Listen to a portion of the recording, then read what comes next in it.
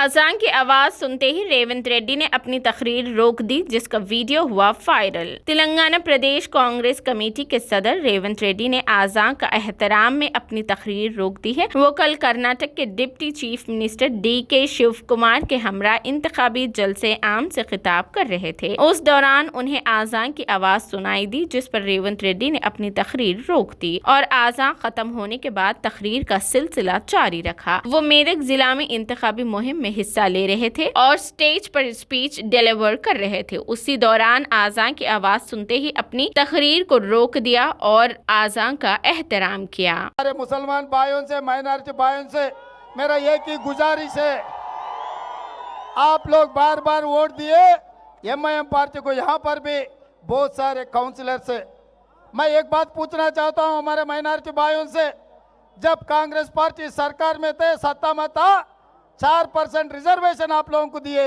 Minority corporation से आपको loan दिला रहे थे। मगर 10 साल में 4% को 12% करने के लिए बात दिया, मगर वो नहीं किए तो कोई परवाह नहीं है। कांग्रेस पार्टी